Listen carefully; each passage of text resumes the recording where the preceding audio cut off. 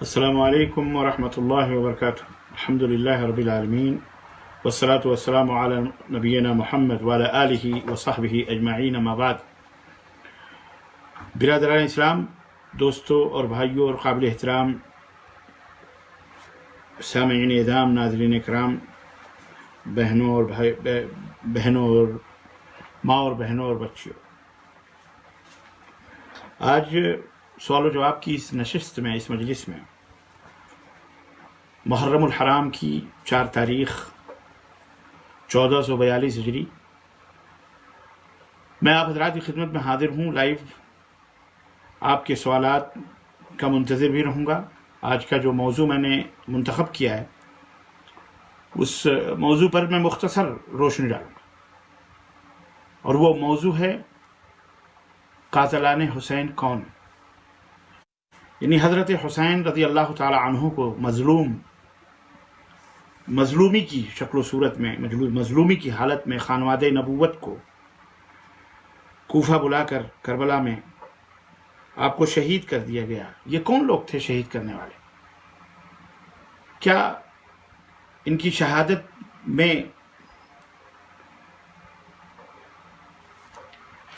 مسلمان شامل تھے، مومنین تھے؟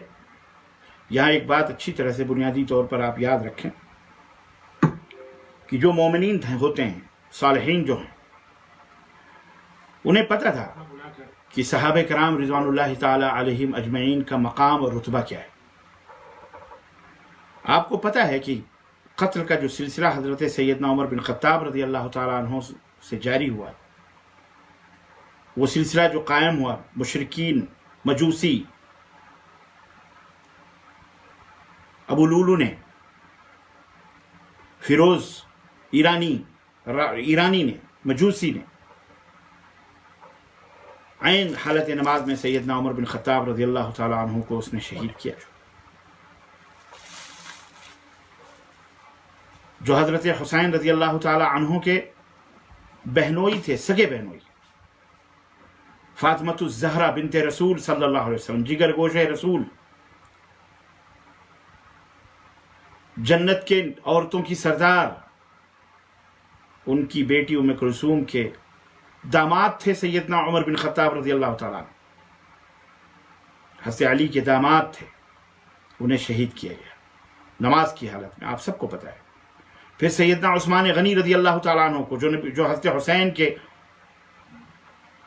دو خالاؤں کے خالو تھے، دو خالاؤں کے شوہر تھے، حضرت علی کے ساڑھو تھے، فاطمۃ الزہرا کے بہنوئی تھے، فاطمۃ الزہرا کے داماد تھے، فاطمۃ الزہرا کے بہنوئی تھے، اور حضرت حسن اور حسین کے خالو تھے، انہیں بھی شہید کیا گیا۔ اور شہید کرنے والے کون تھے؟ حضرت سیدنا عمر بن خطاب کو تو شہید کرنے والا وہ مجوسی، فیروز نامی مجوسی ابو لولو تھا، لیکن سیدنا عثمان غنی کو شہید کرنے والے کون تھے؟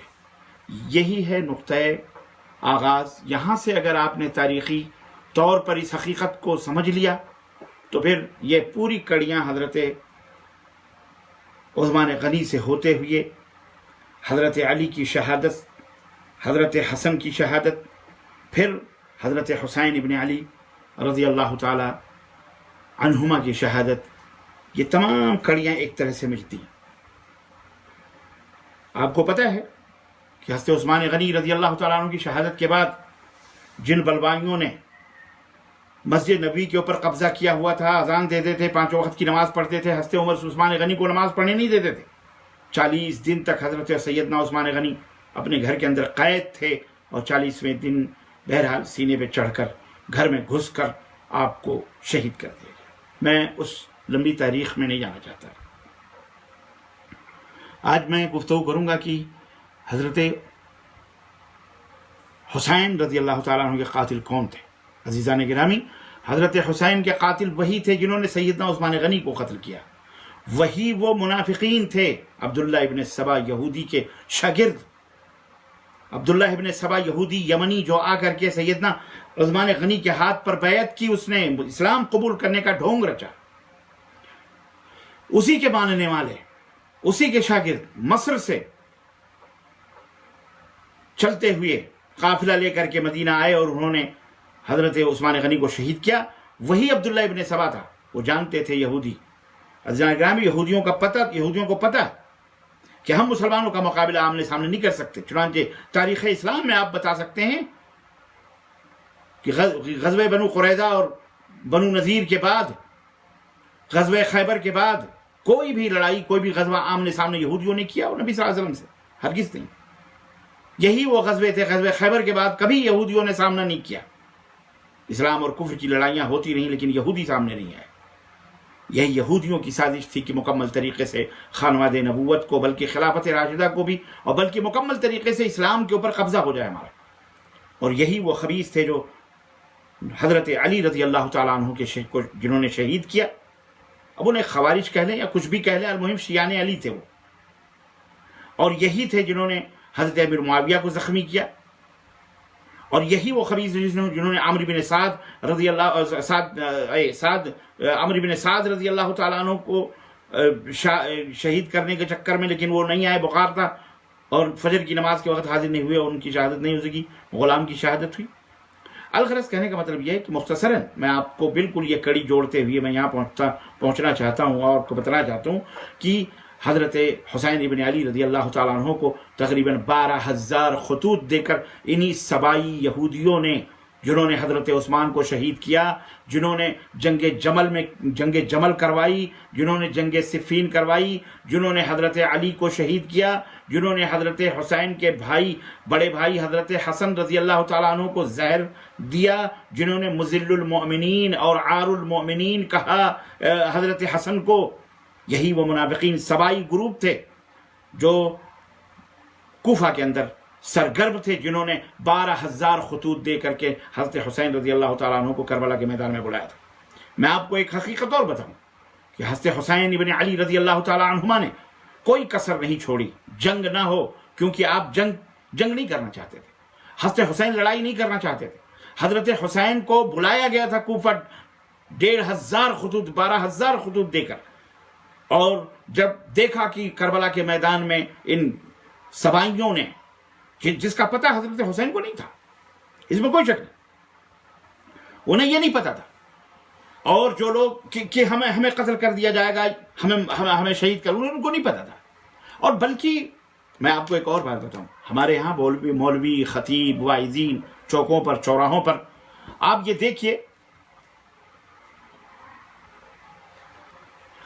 دیکھیے کہ کس طرح سے واقعہ کربلا کو بیان کر کے اور روئیں گے، بلبلائیں گے اور نہ جانے کیا کیا کریں گے. میں آپ کو ایک بات بتاتا چلوں، یہ اور ہمارے وہ لوگ جو اپنے آپ کو سنی کہتے ہیں، اہل سنت والجماعت کہتے ہیں، میں تو نہیں مانتا، ان سے میری درخواست ہے، ان مولوی حضرات سے، کہ آپ کے ان بیانات سے فرقہ واریت پھیلتی ہے، نفرت اور عداوت جو یہودیوں کا مقصود ہے، مطلوب ہے مسلمانوں کے مابین، آپ کی تقریروں سے، خطبوں سے پیدا ہوتے ہیں. اللہ کے لیے آپ یہ جھوٹی اور گندی اور گڑی ہوئی من گھڑت روایتیں نہ بیان کریں اپنی تقریروں میں، خطبوں میں. بہت بڑی بات نہیں ہے، چھوٹی سی بات ہے، اگر آپ سمجھیں اللہ کی قسم تو آپ کی سمجھ میں آ جائے گا. آپ اسے کفر اور اسلام کی جنگ بتاتے ہیں. ہمارے مولوی شعر پڑھتے ہیں، قتل حسین اصل میں مرگ یزید ہے، اسلام زندہ ہوتا ہے ہر کربلا کے بعد. ظالموں، اللہ ہدایت عطا فرمائے آپ کو اتنی بھی سمجھ نہیں ہے یار کہ حضرت حسین رضی اللہ تعالی عنہ کا قتل، یہ اسلام زندہ ہوتا ہے ہر کربلا. کون سے کربلا کے بعد اسلام زندہ ہوا؟ اسلام پہلے سے زندہ تھا. اسلام کامل و مکمل ہو گیا تھا نبی صلی اللہ علیہ وسلم کے زمانے میں. آپ کو سمجھ آنی چاہیے. آپ کیا کہہ رہے ہیں کہ کربلا جب ہوتا ہے تو اسلام زندہ ہوتا ہے؟ استغفر اللہ. کتنا بڑا اتہام لگا رہے ہیں آپ دین رسالت پر. ہوش کے ناخن لیجئے. حضرت حسین کو قتل کرنے والے یہودی سبائی تھے. حضرت حسین کو مومنوں نے نہیں قتل کیا. حضرت حسین کو ظلمن شہید کیا گیا میدان کربلا میں. یہ پورے یہودیوں کی پلاننگ تھی، سازش تھی. آپ کیا سمجھتے ہیں حضرت حسین کوئی جن کو کہا جاتا ہے شہزادے، حالانکہ اسلام میں شہزادگی کا کوئی تصور نہیں. نبی کریم صلی اللہ علیہ وسلم کے یہ نواسے شہزادے نہیں تھے، یہ سوکھی روٹیاں کھا کر پلنے والے قناعت اور گھرانے نبوت کے پروردہ تھے، جن کی والدہ چکی پیس پیس کر کے جن کے ہاتھوں میں گھٹے پڑ گئے تھے، جن کی والدہ محترمہ کنویں سے پانی نکال نکال کر کے چھالے پڑ گئے تھے. شہزادے آپ کے دماغوں کے اوپر قیصر و کسریٰ کی مہر لگی ہوئی ہے، ایرانیوں کی مہر لگی ہوئی ہے. جو وہ کہتے ہیں وہی آپ سمجھتے ہیں. آپ سمجھیے کہ کتنی خوبصورتی کے ساتھ واقعات کربلا کو لوگوں کے سامنے بیان کیا گیا. آپ سوچئے ہی، اور کہتے ہیں کہ اسلام اور کفر کی جنگ تھی. اور ہمارے مولوی باقاعدے بیان کرتے ہیں ممبروں پر، اسٹیجوں پر، اللہ کی لعنت ہو جھوٹ بولنے والوں پر، اور اللہ انہیں ہدایت عطا فرمائے. انہیں اتنی بھی سمجھ نہیں. اگر یہ اسلام اور کفر کی لڑائی تھی، اور اس کے تو بڑے دلائل ہیں کہ کوئی اسلام اور کفر کی لڑائی نہیں تھی. صحابہ کرام نہیں سمجھتے تھے اسلام اور کفر کی لڑائی کو. کہ حضرت عبداللہ ابن عباس رضی اللہ تعالیٰ عنہ جو نانا ہوتے ہیں، حضرت حسین کے نانا، یوم الترویہ 8 تاریخ کو جبکہ مسلمان حج کے لیے میدان مینا میں جاتے ہیں، اس تاریخ کو حضرت حسین رضی اللہ تعالیٰ عنہ عمرہ کر کے اور وہ احرام کھول کر کے کوفہ کی طرف سفر کر رہے ہیں. حضرت عبداللہ ابن عباس جو نبی صلی اللہ علیہ وسلم کے چچیرے بھائی بھی ہیں، اور علی رضی اللہ تعالیٰ عنہ کے چچیرے بھائی، نانا ہیں جو حضرت حسین، وہ کہتے ہیں یا ابن العم، اے میرے چچیرے بھائی، پیار سے کہتے ہیں کہ اگر میں جانتا کہ تمہارے گھوڑے کے نیچے لیٹنے سے تم کوفہ کی طرف اپنا ارادہ ملتوی کر دو گے تو اللہ کی قسم میں تمہارے گھوڑے کے نیچے لیٹ جاتا. میں تم سے کہتا ہوں مت جاؤ. تمہارے باپ کو شہید کیا کوفے والوں نے، کوفی لا یوفی. کوفے کی تاریخ ہے کہ اس نے کسی کے ساتھ وفاداری نہیں کی ہے. تمہارے بھائی کو شہید کیا، تمہارے سب کو انہوں نے شہید کیا، اس لیے تم کوفہ مت جاؤ. محمد بن حنفیہ حضرت حسین رضی اللہ تعالیٰ عنہ کے سگے بھائی، جی ہاں، حضرت علی کے صاحبزادے، بڑے بھائی بھی، انہوں نے کہا مت جاؤ، کوفے کے لوگ کبھی وفا نہیں کرتے، کوفے دھوکہ ہے، یہ فراڈ ہے، یہ فراڈ ہے. لیکن حضرت حسین رضی اللہ تعالیٰ عنہ نے مسلم ابن عقیل کو بھیجا ہوا تھا، اپنے بھائی مسلم ابن عقیل کو بھیجا ہوا تھا کوفہ خبر لینے کے لیے. ان کا خط پہنچ چکا تھا کہ آ جائیے، کوفے کے لوگ آپ کا انتظار کر رہے ہیں. حضرت حسین رضی اللہ تعالیٰ عنہ سفر، اسی لیے آپ نے سفر کیا اور ایک مقام پر پہنچے، غالباً وادی عقیق یا کوئی مقام بتاتے ہیں کہ وہاں جب پہنچے حضرت حسین اپنے قافلوں کے، بلکہ بال بچوں کے ساتھ جا رہے تھے. حضرت عبداللہ ابن عباس نے کہا ٹھیک ہے آپ جا رہے ہو، آپ جاؤ، یہ بال بچوں کے ساتھ کیوں لے کے جا رہے ہو، ان کو کیا ضرورت ہے، ان کو چھوڑ دو. حضرت حسین نے کہا نہیں کوئی بات نہیں. بعض یہاں واعظین یہ بھی بیان کرتے ہیں کہ حضرت حسین نے کہا کہ اللہ کا یہی حکم ہے.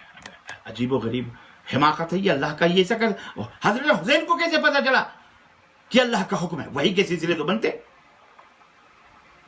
الغرض یہ سب جھوٹی بہتان روایتیں بیان کر کے لوگوں کے اندر 10 دن 11 دن لوگ لفافے لینے کے لیے جھوٹ بولتے ہیں. جھوٹ بول کر کے اسلام کو، مسلمانوں کو، صحابہ، کن لوگوں کے اوپر زد آتی ہے انہیں خود سمجھ نہیں. کتنے باولے ہیں. جب حضرت حسین ایک مقام پہ پہنچے، وہاں قاصد ملا، ان کو پتا چلا کہ مسلم بن عقیل کی شہادت ہو گئی، ان کو قتل کر دیا کوفے والوں نے. حضرت حسین رضی اللہ تعالیٰ عنہ نے کہا کہ واپس چلو. واقعی ہمیں جو بتایا گیا تھا کہ کوفے کے لوگ وفادار نہیں ہیں، وہ قتل کر دیں گے، تو چلو واپس چلو، ہمیں اب جانا نہیں ہے کوفہ.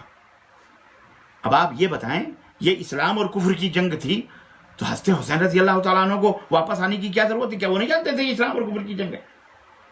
ہمیں کفر کو مٹانا ہے، ہمیں ظلم کو مٹانا ہے، ہمیں لڑنا ہے، ہم کو اجالا لانا ہے، ہمیں اندھیرا مٹانا ہے، ہمیں ظلمت مٹانی ہے، ہمیں تاریکی مٹانی ہے، عیاری مٹانی ہے، دین کو بلند کرنا، یہ کرنا ہے، وہ کرنا ہے، فلاں کرنا ہے، ڈھگا کرنا، جو آج مقررین بیان کرتے ہیں. میرا ایک سوال یہی ہے کہ اگر یہ اسلام اور کفر کی لڑائی تھی، مجھے اس بات کا جواب دو کہ حضرت حسین نے واپسی کا ارادہ کیوں فرمایا؟ اور لڑائی کرنے کے لیے کوئی بال بچے لے کے نہیں سفر کرتا. اس سے یہ بھی پتہ چلتا ہے کہ حضرت حسین لڑائی کرنے کے لیے کوفہ نہیں جا رہے تھے. یہ تم جیسی غلیظ، تم جیسے کمین، اور تم جیسے بدماش، اور تم جیسے گھناؤنے، یہودیت زدہ، افکار سے متاثر، یہودیوں کی سازشوں کے شکار، رافضیت کے دلدادہ لوگوں کی اپنی گڑھی ہوئی کہانیاں ہیں. یہ تہمتیں ہیں نواز رسول جو 59 سال کے تھے. کوئی شہزادے دودھ پیتے بچے نہیں تھے حضرت حسین رضی اللہ عنہ. ایک کم 60 برس کی عمر تھی ان کی. کتنی؟ ایک کم 60 برس کی عمر تھی. پختہ عقل. جی جناب علی، کوئی بچے نہیں تھے حضرت حسین رضی اللہ تعالیٰ عنہ. آپ جس انداز سے پیش کرتے ہیں حضرت حسین، اللہ تعالیٰ ان کے اوپر کروڑوں رحمت نازل فرمائے، جنہوں نے حضرت علی کو شہید کیا، جنہوں نے حضرت داماد رسول حضرت عثمان غنی کو، حضرت حسین کے دو خالاؤں کے شوہر حضرت عثمان غنی کو شہید کیا، جنہوں نے داماد رسول کو شہید کیا حضرت عثمان کو، جنہوں نے داماد رسول کو شہید کیا حضرت علی رضی اللہ تعالیٰ عنہ، جنہوں نے جنگ جبل کروائی بین حضرت عائشہ اور حضرت علی کے درمیان اور ہزاروں شہید ہوئے، جنہوں نے جنگ صفین کروائی، جنگ جمل، جس میں طلحہ اور زبیر شہید ہوئے، حضرت طلحہ شہید ہوئے، حضرت زبیر شہید ہوئے، حضرت عمار بن یاسر شہید ہوئے. انہی ذلیل یہودیوں نے، مسلمانوں سمجھو اس حقیقت کو، مت بہکو. 10ویں محرم کا تعلق حضرت حسین کی شہادت سے نہیں ہے. مت چلاؤ قتل حسین اصل میں مر گئی ہے، تمہاری موت ہے. ان حسین رضی اللہ تعالیٰ عنہ تمہاری موت ہے، تمہاری موت ہے. تم نے اسلام کو بدنام کیا. حسین تو یہ پیغام دیتے ہیں، حسین تو یہ پیغام دیا حسین نے کہ یہ بدماش، یہ ذلیل، یہ منافقین کے چکروں میں نہ ہو. حسین کا یہ پیغام ہے کربلا سے، حسین کی یہ پکار ہے کربلا سے کہ دھوکہ دہی اسلام داخل ہو چکی ہے، اب منافقین پیدا ہو چکے ہیں، مشرکین کی سازشیں ہیں، یہودیوں کی سازشیں. حضرت حسین کو پتہ نہیں تھا اس بات کا، نہیں تو وہ نہیں جاتے. اور جب انہیں یہ پتہ چلا کہ حضرت مسلم بن عقیل شہید ہو گئے تو انہوں نے راستے ہی سے کہا اب ہم واپس چلتے ہیں. کیوں کہا حضرت حسین نے؟ اگر یہ کفر اور اسلام کی لڑائی تھی تو اسلام کو تو روشن کرنا تھا نا، اسلام کے چہرے کو. کیوں لوٹنے کا ارادہ کیا حضرت حسین رضی اللہ؟ مجھے سوال کا جواب دو. جھوٹے مکاروں سے پوچھو جو کہتے ہیں اسلام زندہ ہوتا ہے ہر کربلا کے بعد. اسلام زندہ بھی ہے، زندہ کربلا سے پہلے بھی تھا اور زندہ کربلا کے بعد بھی ہے. مردہ وہ ہے، تمہاری مردگی ہوئی ہے، تم مرے ہو خبیثو. تمہاری نفاق کا پردہ فاش ہوا ہے کہ جب حضرت حسین نے 12,000 خطوط کھولے میدان کربلا میں اور جا کر کے اور لوگوں کو کہا اے فلاں، اے کوفے کے فلانے سردار، اے کوفے کے فلانے سردار، اے کوفے کے فلاں، یہ خط تم نے بھیجا نہیں تھا کہ آ جاؤ، یہ خط تم نے نہیں بھیجا. یہ خط اس فوج کے اندر جو عبید اللہ ابن زیاد نے بھیجی تھی، کوفے ہی کے لوگ تھے. عبید اللہ ابن زیاد جب کوفہ آیا ہے، معاف کیجئے گا، تو کوئی فوج پکڑ لے کے نہیں آیا ہے. جب اسے پتا چلا کہ مسلم بن عقیل وہاں آ کر کے کچھ جو ہے کیا کہتے ہیں لوگوں کے اندر اتحاد یا اتفاق یا امیر یزید کی امیری کے خلاف کچھ باتیں ہو رہی ہیں اور کوفے کے لوگ سازش کر رہے ہیں، تو صرف 5 یا 6 آدمی لے کر کے عبید اللہ ابن زیاد کوفہ میں داخل ہوا. صرف 5 آدمی. اور وہ زمانہ بندوقوں کا زمانہ نہیں تھا یارو. وہ زمانہ ایسا نہیں تھا کہ لوگوں سے ہتھیاریں چھین لی گئی ہوں. وہ زمانہ وہ تھا کہ گھر گھر میں ہتھیار تھے، گھر گھر میں تیر تلوار تھے، تبنگ تھے، گھر گھر میں کوئی نہ کوئی لڑاکو نوجوان رہا کرتا تھا. معاف کیجئے گا، 5 یا 6 آدمیوں کو لے کر کے اور یوں ہی ڈانٹا باندھ کر کے منہ ایسا باندھ کر کے گیا اور لوگ گھروں کے دروازے بیٹھے. وہ سمجھے جو ہے نواسے رسول حضرت حسین آ گئے تو کہنے لگے مرحباً بے سبت رسول کے نواسے، مرحبا ہو حسین، مرحبا ہو، آپ آ گئے. وہ سمجھ رہا تھا یہ کیا ہو رہا ہے یہاں. بہرحال وہ ایک الگ کہانی ہے. ہزاروں ایک ہی آواز میں سارے کوفی پیچھا چھوڑ کے چلے گئے. 35,000 حضرت مسلم بن عقیل کے پیچھے جنہوں نے کہا تھا کہ ہم حسین کا ساتھ دیں گے. مغرب اور عشاء کے سلام پھیرا ہے جب قلعے کے سامنے جو محاصرہ ہوا تھا، حضرت مسلم بن عقیل کو لے کر کے منافقوں نے محاصرہ کروایا تھا، ان کو بھی بڑھا چڑھا کر کے انہیں یہودی لابیوں نے، یہ یہودی سازشیں تھی. یہی سوائی گروپ تھا جس نے کلمہ پڑھ کر حضرت مسلم بن عقیل کو بھی شہید کیا، دھوکہ دیا. اور جب حضرت مسلم بن عقیل نے عشاء کی اذان کا وقت کہتے ہیں جب عشاء کی نماز پڑھی، اس وقت جب سلام پھیرا تو کوئی کوفی پیچھے نہیں تھا.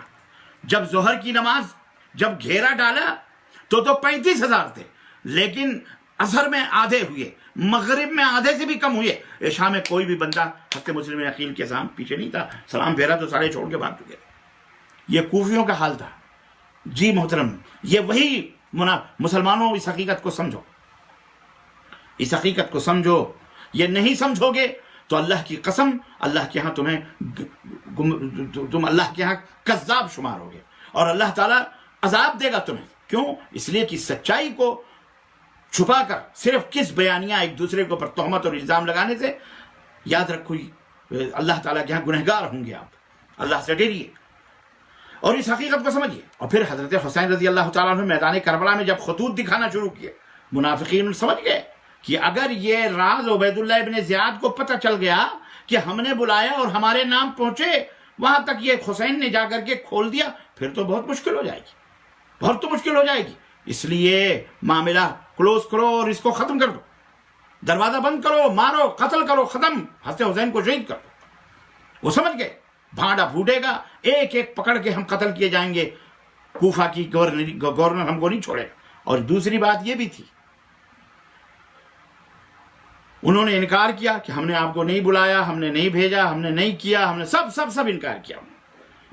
حضرت فاتح ایران حضرت سعد ابن ابی وقاص رضی اللہ تعالیٰ عنہ کے صاحبزادے حضرت عمرو ابن سعد 4000 کی فوج کے کمانڈر تھے. وہ حضرت حسین کو بچا رہے تھے, حضرت حسین کو سمجھا رہے تھے.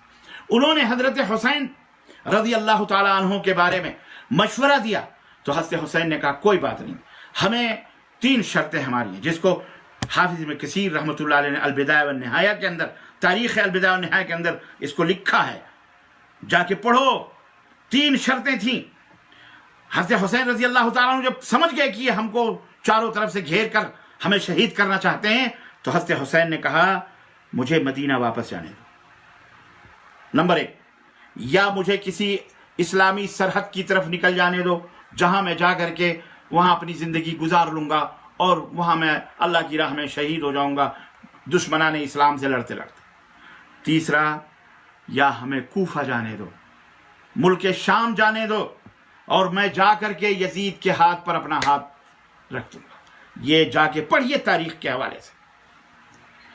حافظ حجر اسقلانی رحمۃ اللہ علیہ نے بھی الاصابہ فی تمییز الصحابہ میں اس واقعے کو ذکر فرمایا ہے. جب ان یہودی سبائی لابیاں جو سامنے فوج کی شکل میں تھیں اور ان کے اندر گھسے ہوئے جو ہے شمر جیسے خبیث النفس لوگ موجود تھے, جی یہی سبائی تھے جنہوں نے حضرت حسین کو شہید, حضرت عثمان غنی کو شہید کیا تھا, حضرت علی کو شہید کیا تھا, حضرت حسن کو شہید کیا تھا. یہی وہ خبیث تھے جن کی وجہ سے جنگ جمل ہوئی, جنگ صفین ہوئی, جنگ نہروان ہوئی. یہی وہ خبیث تھے جنہوں نے صحابہ کو شہید کروایا.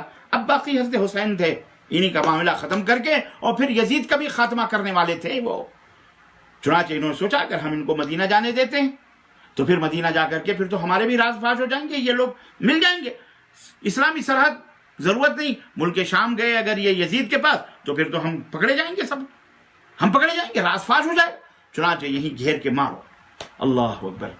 قاتلان حسین کون تھے؟ قاتلان حسین یہی سبائی گروپ تھا جو کوفے کے اندر حضرت علی کے ساتھ ساتھ مدینے سے آیا تھا اور گورنر ہاؤس انہوں نے مدینہ چھوڑوا کر, یہ بھی ایک تلخ حقیقت میں آپ کو بتاؤں, حضرت ابو بکر نے مدینہ سے خلافت کہیں منتقل نہیں فرمائی. حضرت عمر بن خطاب نے مدینہ کی خلافت, مدینے کی جو خلافت تھی اسے کہیں منتقل نہیں کیا. حضرت عثمان غنی نے مدینے سے خلافت کہیں منتقل نہیں کیا. حضرت علی رضی اللہ تعالیٰ عنہ کے زمانے میں خلافت اسلامیہ منتقل ہو کر عراق کوفہ کے اندر گئی. کیوں گئی؟ کون لے کے گیا؟ کون تھے وہ لوگ؟ حضرت علی نہیں لے کے گئے, انہیں جبرن منتقل کروایا گیا کیونکہ یہ پوری لابی کام کر رہی تھی.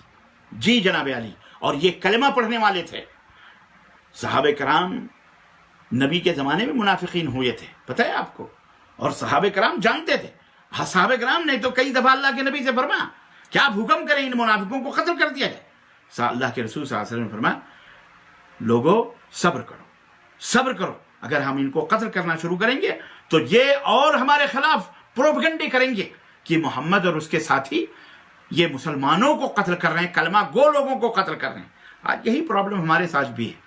ہمارا بھائی ہی ہمارا قاتل ہے, ہمارے بھائی ہی اسلام کے بنیادوں کو ہلانے والے, ہمارے کلمہ پڑھ کر کے اسلام کی صفوں میں آج بھی ایسے منافقین بھرے پڑے ہیں محترم جو آج اسلام کو ڈائنامنٹ کر رہے ہیں, اسلام کے عقیدے کو ڈائنامنٹ کر رہے ہیں, توحید اور رسالت کو ڈائنامنٹ کر رہے ہیں. آج وہ نہ جانے کیسے کیسے روپ بدل کر بہروپ یہ اسلام کے اندر موجود ہیں.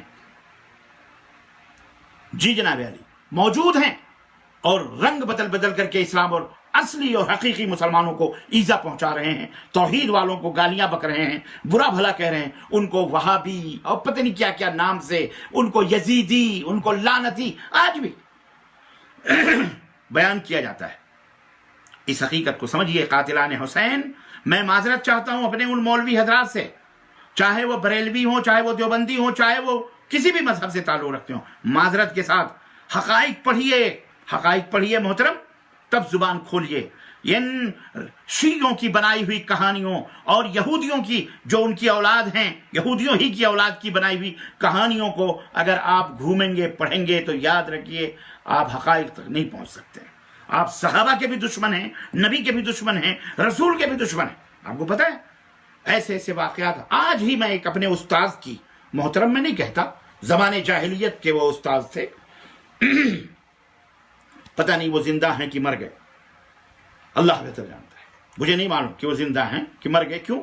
اس وقت میں کوئی 9-10 سال کا رہا ہوں گا جب وہ چلا, مجھے تجوید انہوں نے سکھائی تھی ایک مدرسے میں مدرسے کا نام بھی نہیں تھا. وہ استاذ تھے, قاری تھے, قاری صاحب تھے. آج ہی میں یوٹیوب پر ان کی تقریر سن رہا تھا, واقعہ بیان کر رہے تھے. میں نے کہا اعوذ باللہ استغفر اللہ.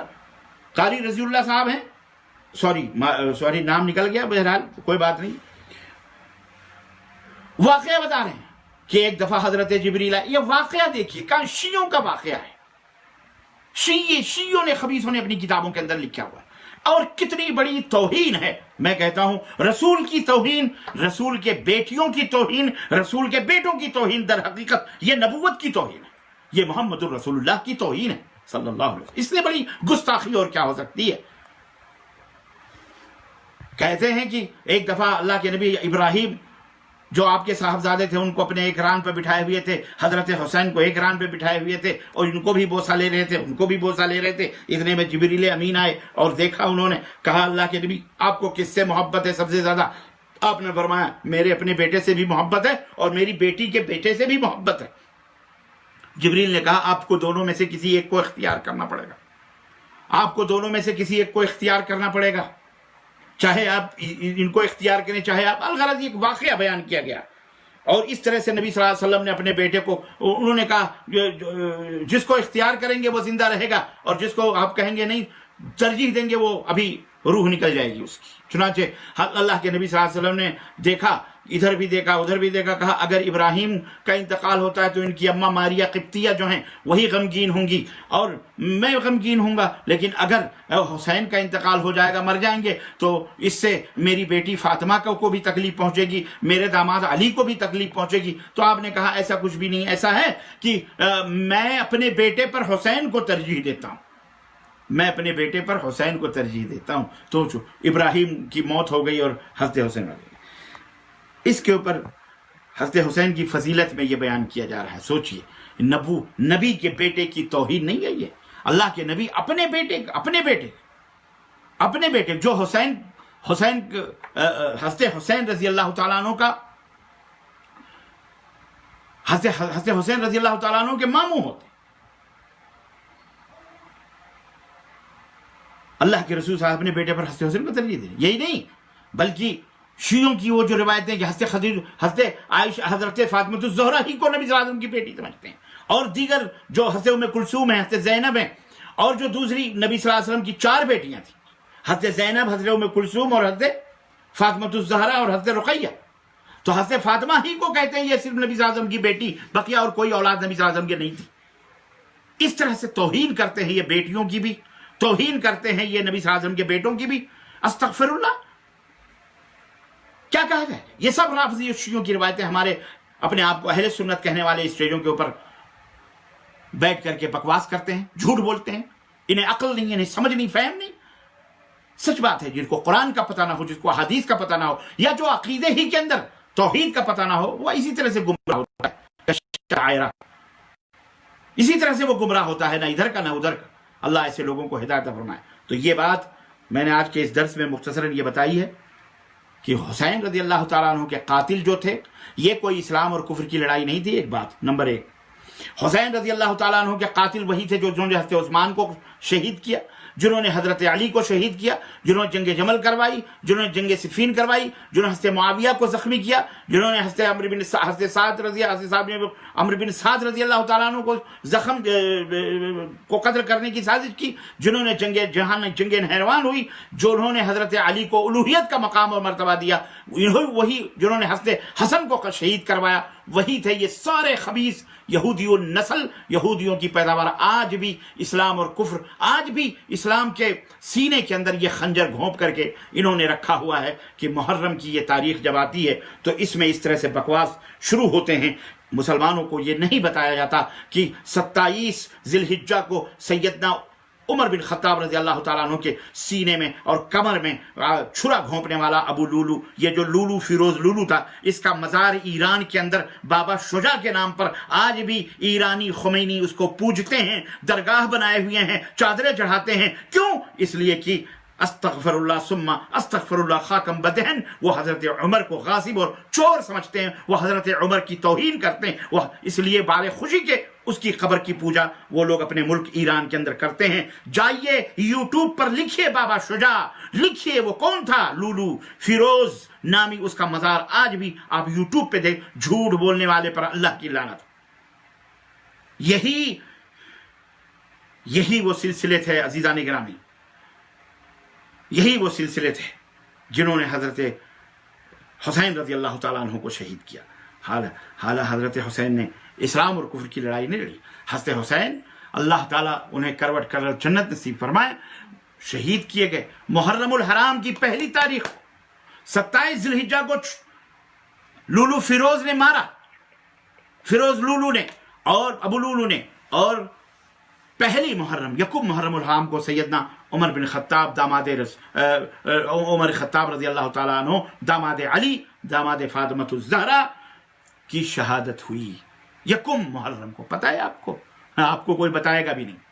آپ کو یہ محرم الحرام کا مہینے میں بتائے گا نہیں کہ یکم محرم کو حضرت عمر بن خطاب کی شہادت ہوئی ہے. جی جناب. اور 10ویں محرم یہ جو عاشورہ ہے یہ اس لیے نہیں ہے، یہ تو جو اللہ تعالیٰ نے فرمایا کہ 10ویں محرم کی حرمت بلکہ پورے مہینے کی حرمت اللہ تعالیٰ نے قیامت جب سے دنیا بنی یوم خلق السماوات والارض، اللہ رب العزت جب سے زمین اور آسمان بنے جبھی سے محرم الحرام کی حرمت ہے. اور یوم عاشورہ 10ویں محرم خوشی و مسرت کا دن تھا. جی جناب. حضرت موسیٰ علیہ السلام کی جو قوم بنی اسرائیل تھی، یہودی جو تھے مدینے میں، وہ باقاعدہ 10 محرم کو روزہ رکھتے تھے. اللہ کے رسول صلی اللہ علیہ وسلم نے فرمایا کیوں روزہ رکھتے ہو؟ انہوں نے کہا ہم اس لیے رکھتے ہیں کہ بنی اسرائیل کو اللہ تعالیٰ نے 10ویں محرم کو فرعون کے ظلم سے نجات عطا فرمائی تھی. موسیٰ علیہ السلام اپنی قوم کو لے کے نکلے تھے، اللہ نے نجات عطا فرمائی تھی. ہم اس خوشی میں روزہ رکھتے ہیں شکرانے کے طور پر. تو اللہ کے نبی صلی اللہ علیہ وسلم نے فرمایا کہ موسیٰ ہمارے نبوتی بھائی ہیں، تم سے زیادہ حق ہے کہ ہم خوشیاں منائیں. چنانچہ 10ویں محرم کو آپ نے روزہ رکھا اور یہ بھی فرمایا اگر اگلے سال رہا تو انشاءاللہ تعالیٰ میں ایک دن اور روزہ رکھوں گا 9ویں تاریخ کو. اور اللہ کے نبی نے فضیلت بیان فرمائی اسی خوشی میں کہ کوئی شخص اگر 9-10 کا روزہ رکھے گا تو میں اگلے ایک سال آنے والے سال کا گناہ میں اللہ سے امید کرتا ہوں کہ اللہ تعالیٰ انہیں معاف فرما دے گا. یہ مقام ہے، یہ رتبہ ہے. یہ خوشی کی تھی. اس دن کھچڑے دباتے ہیں، محرم کے کھچڑے، محرم کے کھچڑے. اور کہتے ہیں ان کو کھچڑا نہیں ملتا ہے تو کھچڑی کھاتے ہیں. مجھے پتا ہے کہ یہ میری باتیں ہمارے یار لوگوں کو بڑی تکلیف ہوتی ہوں گی، لیکن میں ان سے درخواست کروں گا جو بدعتی ہیں، جو بدعتی مولوی ہیں. بدعتی مولوی سے مراد جو اپنے آپ کو سنی کہتے ہیں. معذرت کے ساتھ میں بدعتی اس لیے کہہ رہا ہوں کہ وہ ہیں بدعتی بیچارے، ہر کام میں بدعت، ان کا سر سے لے کے پیر تک بدعت میں ڈوبے ہوئے ہیں. اب ان سے بدعت کی بات کرو تو کہیں گے یہ لال رومال تم نے پہنا ہوا یہ بھی تو بدعت ہے. ارے یہ تم نے چیندار گھڑی پہنی یہ بھی بدعت ہے. ارے یہ تم نے کپڑے، یہ غیر معقول باتیں ہیں، غیر معقول باتیں ہیں. یہ ہم نے دین اور اسلام سمجھ کے نہیں پڑھنا. لیکن آپ اعلیٰ حضرت جو کھچڑے کھاتے ہو نا، دین اسلام سمجھ کے کھاتے ہو. یہ نیاز، فاتح، شدے، علم، چبوترے، ڈھول، تاجے کیا کرتے ہو؟ کیوں بجاتے ہو؟ کیوں کرتے ہو؟ جا کے فتوا دیکھو. ہمارے اپنے استادوں کے فتوے موجود ہیں میرے پاس، جنہوں نے پڑھایا مفتی صاحب تھے فقیہ ملت کے نام سے. نام نہیں لوں گا، میں مر گئے ہیں. زمانے جاہلیت کے پورے ڈھکوں سے ہم جانتے ہیں. اس لیے میں آپ کو بتا رہا ہوں، نصیحت کر رہا ہوں. قرآن و حدیث پہ آؤ، صحابہ کے منہج پہ آؤ، ان کے طور طریقے اپناؤ، بدعت شرک کے اندر نہ جاؤ. یہ تمام سب شرک کے اعمال سے توبہ کرو اللہ تعالیٰ سے. عزیزان گرامی، اس لیے بہرحال میں عرض یہ کر رہا ہوں کہ یہ اسلام اور کفر کی جنگ نہیں تھی. اور جنہوں نے یہ کہا کہ شاہ ہست و حسین، دین ہست و حسین، پتہ نہیں کیسے وہ شعر ہے فارسی کا کہ جناب علی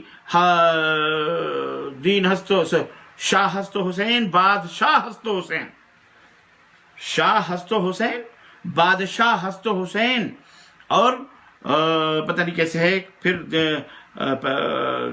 دی پناہ ہست و حسین، سرداد نداد دست در دست یزید حقا کی بنائے لا الہ ہست و حسین. اور کہتے ہیں کہ جی یہ کوئی ہندوستان کا کوئی صوفی ہے، اس کا شعر ہے، نام میں نہیں لینا چاہ رہا، یاروں نے بیان کیا، مجھے نہیں معلوم ہے.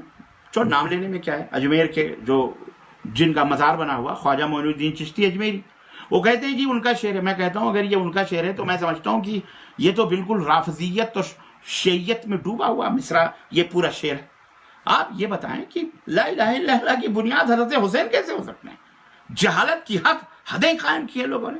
یہ بات تو کوئی رافضی شیعہ ہی کہہ سکتا ہے، یہ کوئی مومن آدمی تو نہیں کہہ سکتا. سمجھنے کی بات ہے، آپ سمجھیے. کہاں ہیں آپ؟ پورا اسلام، پورا دین جو اللہ کے نبی کے زمانے میں مکمل ہو گیا. حضرت حسین بھی موجود ہیں، حضرت حسن بھی موجود ہیں، علی بھی موجود، سب موجود ہیں رضوان اللہ تعالی علیہم اجمعین. اور اللہ آیت نازل فرمایا الیوم اکملت لکم دینکم واتممت علیکم نعمتی ورضیت لکم الاسلام دینا. دین مکمل ہے اور اللہ نے دین کو پسند کیا جو اسلام ہے. اور آپ بکواس کر رہے ہیں جاہلوں کے کہنے پر. یہ رافضی شیعوں نے یہ تمام سب چیزیں اڑائی ہیں اور ان کے اڑانے پر آپ بھی اڑ رہے ہیں اور آپ اپنے آپ کو سنی بھی کہہ رہے ہیں. آپ کہاں بیٹھے ہوئے ہیں؟ ذرا غور کیجئے، سوچئے. آپ کہیں ایسا تو نہیں کہ آپ کے اسٹیجوں پر رافضیت نہ رقص کر رہی ہے اور آپ سمجھ رہے ہیں کہ یہ بہت بڑے سنی ہیں؟ سنی کس کو کہا جاتا ہے؟ جو اہل سنت ہو، جو قرآن و سنت کے اوپر عمل کرنے والا.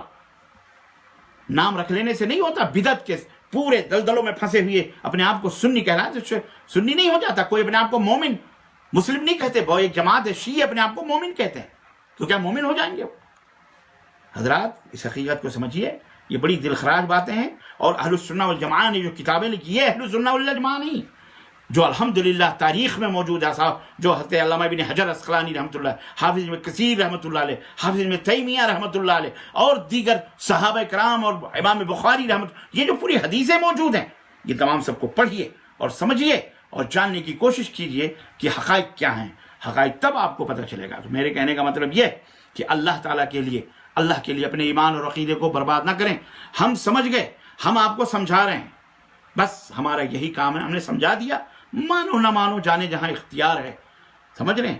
اللہ تعالیٰ آپ کو، ہم سب کو صراط مستقیم پہ چلنے والا بنائے اور اللہ تعالیٰ اپنے نبی کی تعلیم پر عمل کرنے والا بنائے اور رسول اللہ صلی اللہ علیہ وسلم اور ان کے صحابہ اہل البیت آل البیت جتنے بھی ہیں ان سب کے اوپر اللہ اپنی رحمتوں کی برکتوں کی برکہ نازل فرمائے اور اللہ ان سب سے محبت کرنے اور ان کے نقوش پاک کی پیروی کرنے کی ہم سب کو توفیق عطا فرمائے. آمین یا رب العالمین. وصلی اللہ علی نبینا محمد وعلی آلہ وصحبہ اجمعین. والسلام علیکم ورحمۃ اللہ وبرکاتہ.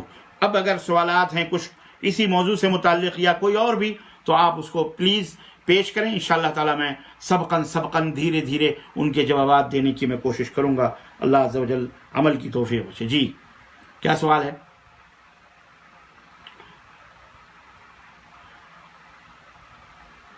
گالی گلوچ تو نہیں آ رہے ہیں بھائی؟ کوئی بھروسہ نہیں ہے. اللہ ہدایت دے. بہت سارے لوگ ہیں. کیا ہے؟ امام حسین نبی صلی اللہ علیہ وسلم کا نور عین ہیں. اللہ کے اولاً امام حسین نہیں کہنا چاہیے. کیوں؟ حضرت حسین کو امام کا جو عقیدہ ہے یہ شیعوں کا عقیدہ ہے کہ وہ معصوم ہے. حضرت حسین اللہ کے نبی کے سوا کوئی معصوم نہیں. چاہے ابو بکر ہوں، چاہے وہ حضرت حسین ہو، چاہے وہ حضرت حسن ہو، چاہے وہ عمر فاروق اعظم ہو، کوئی بھی معصوم نہیں ہے. کوئی بھی معصوم نہیں ہے. صرف نبی کریم صلی اللہ علیہ وسلم معصوم ہے. تو یہ امام کہہ کر کے یہ عقیدہ بنایا ہوا ہے کہ ہمارے جتنے بھی امام ہیں وہ سارے معصوم ہیں.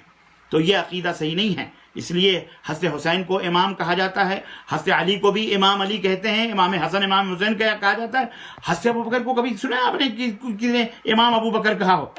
حضرت عمر کو امام عمر بن خطاب کیوں نہیں کہا جاتا؟ حضرت عثمان کو امام کیوں نہیں کہا جاتا؟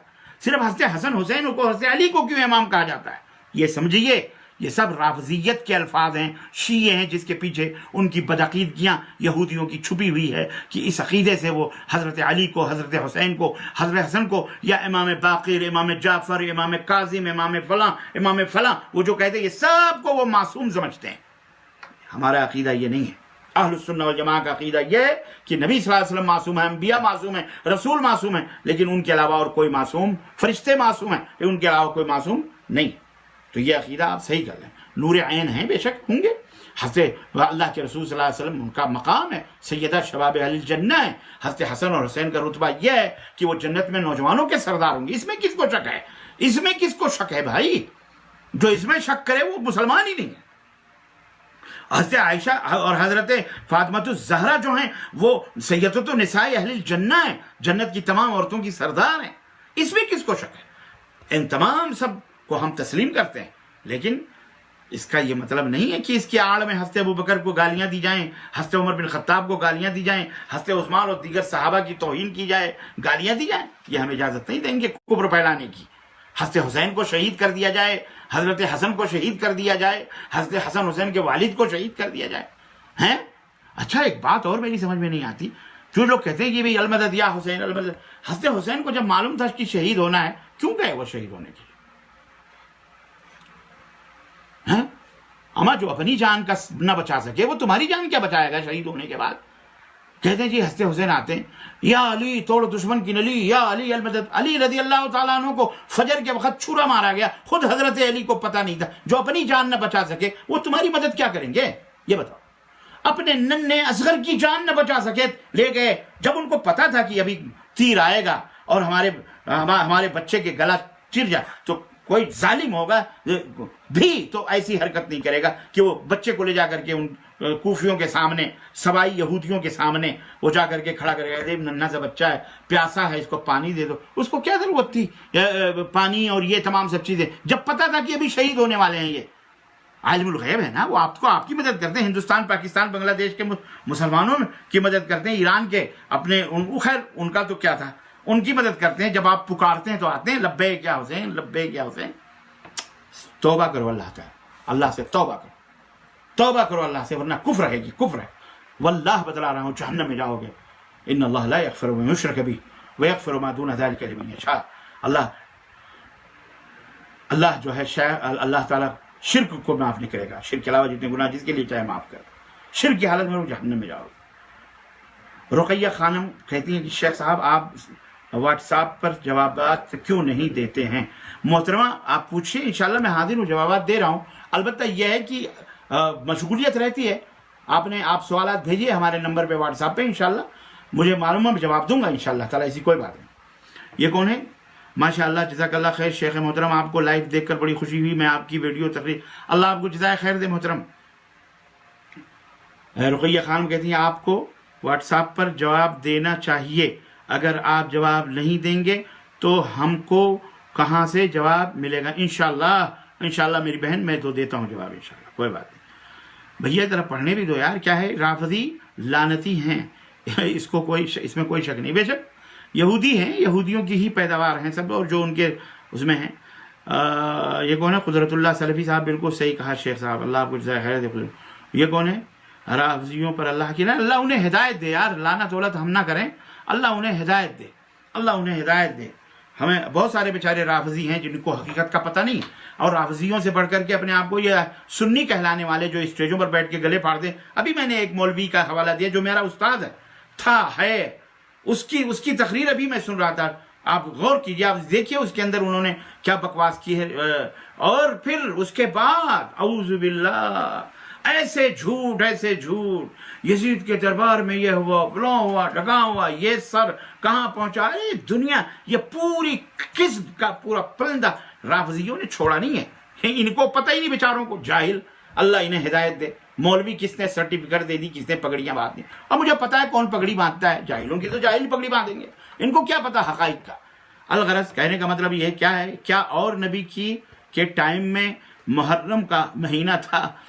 اللہ اکبر، میں آپ کو بتاؤں کہ بنی اسرائیل تو حضرت موسیٰ علیہ السلام کے زمانے ہی سے اس کو کہتے ہیں محرم تو یوم خلق السماوات والارض ہے، حرمت کا مہینہ جناب علی، محرم ذی-قعدہ، جب سے یہ 12 مہینے جو ہیں اللہ تعالیٰ نے قرآن کریم میں ارشاد فرمایا قرآن کریم کے اندر کہ ان عدت الشہور عند اللہ 12 شہرا، شہر مہینوں کی تعداد اللہ تعالیٰ کے نزدیک کتنی ہے؟ 12۔ کتنی؟ 12۔ اور اسی میں اللہ تعالیٰ منہا 4 حرم، اس میں 4 مہینے حرمتوں والے ہیں۔ حرمت کا مطلب لڑائی جھگڑا، گالی گلوچ، چور چکاری، فتنہ فساد، مار پیٹ، یوں تو ہمیشہ حرام ہے، لیکن ان مہینوں میں 4 مہینوں میں ذی-قعدہ، ذی الحجہ، محرم اور ایک رجب کا، یہ جب سے اللہ نے یوم خلق السماوات والارض، جب سے زمین اور آسمان بنائے تب سے ہے یہ مہینے، محرم سفر، 12 مہینے جب سے محترم جی تھے۔ اب آپ کو اللہ کے نبی کی حدیث سے پتہ چلا کہ یہودی روزہ رکھتے تھے، کیوں؟ اس 10ویں محرم کو، اس لیے کہ وہ رکھتے تھے، اور مدینہ جب اللہ کے نبی گئے تو آپ کو پتہ چلا، تب پتہ چلا کہ وہ اس لیے رکھتے ہیں کہ وہ بنی اسرائیل کو جمعے کے دن 10ویں محرم کو اللہ تعالیٰ نے نجات عطا فرمائی تھی، اس خوشی میں رکھتے تھے۔ تو اللہ کے نبی نے کہا ہم بھی رہیں گے، تو یہ ہے حقیقت اس کی، سمجھ رہے ہیں؟ اچھا یہ کون ہے صاحب؟ ذیشان احمد، لال رومال کیسے ہو؟ اللہ آپ کو ہدایت دے، آپ لال رومال نہیں اوڑھتے ہیں تو سفید اوڑھیے، آپ سفید بھی جائز ہے نا، ٹوپی لگا لیں کم از کم انگریز نہ بنے۔ اللہ آپ کو ہدایت عطا فرمائے۔ کون ہے؟ نبی کسے کہتے ہیں؟ فہیم خان صاحب کہتے ہیں نبی کسے کہتے ہیں؟ نبی اللہ تبارک و تعالیٰ کے ان بندوں کو کرتے ہیں جن کے پاس وحی آتی ہے اللہ تعالیٰ کی۔ تو بہت سارے نبی ہیں جو رسول نہیں ہیں، صرف نبی جن کے پاس اللہ کی وحی آئی، لیکن وہ رسول نہیں، یعنی انہیں اللہ تعالیٰ نے نئی شریعت دے کے نہیں بھیجا۔ نئی شریعت جنہیں دے کے بھیجا جاتا ہے انہیں رسول کہا جاتا ہے، اور وہ نبی بھی ہوتے ہیں، ٹھیک ہے؟ یہ ہے اصل میں۔ یزید نے قاتل حسین کو سزا کیوں نہیں دی؟ محترم، قاتلان حسین کو سزا کیوں نہیں دی؟ یزید ملک شام میں قاتلان حسین تو وہی تھے جو حضرت علی رضی اللہ تعالیٰ عنہ کو قتل کرنے والے، حضرت حسین کو شہید کر کے خود ہی بھوں بھوں بھوں بھوں رونے والے وہی تھے، ان کو سزا کیوں نہیں دی؟ تو سب سے بڑی بات یہ بھی تھی، 2 لڑائیاں ہوئیں، حضرت علی نے قاتلان عثمان جو حضرت علی کے دائیں بائیں تھے ان کو سزا کیوں نہیں دی؟ یہ بھی تو سوال ہے۔ تو جس سبب سے حضرت علی نے قاتلان عثمان کو سزا وہ نہ دے سکے، مجبور تھے، وہ ان کے سامنے قاتلان عثمان دندناتے پھرتے تھے، لیکن وہ خود انہوں نے کہا کہ میں مجبور ہوں، اگر میں نے زبان کھولی تو یہ ہمیں ہی قتل کر دیں گے۔ مجبوری تھی، وہ بلوا کا دور تھا، بلوا تھا پورا بلوا، اس لیے ہنستے وقت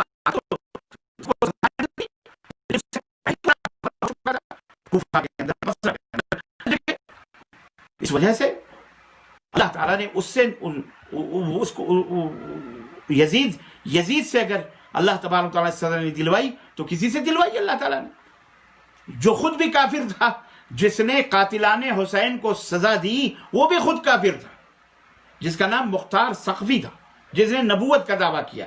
بہرحال پھر اس کو بھی قتل کیا گیا، اور جس نے اس کو قتل کیا وہ بھی کافر تھا۔ خیر وہ ایک داستان ہے، تاریخ ہے، میں آپ کو کیا بتاؤں اس وقت۔ میرا سوال یہ ہے کہ شیعہ لوگ نماز پڑھتے ہیں تو سجدے میں ایک چھوٹا سا پتھر رکھتے ہیں اور اسی پر سجدہ کرتے ہیں، اس کی وجہ کیا ہے؟ وہ کربلا کی مٹی کہتے ہیں، یہ کربلا کی مٹی ہے، اس پر سجدہ کرتے ہیں، کہتے ہیں کہ اس کے اوپر حسین رضی اللہ تعالیٰ عنہ کو خون گرا تھا۔ اللہ تعالیٰ ہدایت فرمائے۔ شیخ کیا کربلا کے میدان میں کوئی حسین رضی اللہ عنہ کی طرف سے آیا، کوئی بچہ بچ گیا تھا؟ ہاں، ان کی بہن بہت سارے لوگ بچے تھے، پورا قافلہ بچا ہوا تھا، چند لوگ شہید ہوئے تھے، جس میں بیمار کربلا حضرت زین العابدین رحمۃ اللہ علیہ تھے، جو حضرت حسین کے صاحبزادے تھے، وہ باقی بچے تھے. اپنی بہن کے ساتھ اونٹ کے اوپر جب انہیں لے جایا جا رہا تھا کوفہ ملک شام کی طرف, تو اس وقت کوفہ کی گلیوں میں رونے کی آواز آ رہی تھی. لوگ صف بنا کر کے بھوں بھوں رو رہے تھے, شرمندگی ظاہر کر رہے تھے. تو ہنستے بیمار کربلا ہنستے زین العابدین نے سر اٹھایا اور پوچھا کہ بہن یہ کیوں رو رہے ہیں؟ تو انہوں نے کہا تیرے باپ کی شہادت پہ رو رہے ہیں. تو ہنستے بیمار کربلا ہنستے زین العابدین نے کہا اذن من قتلہ, کس نے قتل کیا میرے باپ کو؟ اگر یہ رو رہے ہیں تو قتل کرنے والے کون تھے؟ یہی تو تھے لوگ. یہ تھی حقیقت. یہی شیخ میرے والد کا انتقال ہو گیا ہے. میرے والد صاحب کی عمر 58 ہے. وہ اب شادی کرنا چاہتے ہیں اور اپنی خدمت کے لیے کرنا چاہتے ہیں, لیکن ان کی صحت کچھ بھی ٹھیک نہیں رہتی. بچوں کا کیا کرنا ان کے لیے بہتر ہوگا؟ رہنمائی کریں. بھائی اگر آپ ان کی خدمت نہیں کر سکتے, وہ اپنی حالت بہتر جانتے ہیں. آپ کی شادی ہو گئی, بیٹیوں کی شادی ہو گئی, وہ اپنے بیوی بچوں کو لے کے ادھر, وہ اپنے بیوی بچوں کو لے کر کے لڑکی الگ, وہ بیچارہ اکیلا بڈھا باپ کھانس کے ایک گلاس پانی دینے والا نہیں اس کو. تو کم از کم اس کا نکاح آپ کرواؤ, نیکیاں لو, جنت لو, پہلی فرصت میں ان کی شادی کرواؤ, اور شادی کروا کے نئی اماں لا کے کہہ دو ابا یہ تمہاری خدمت کریں گی.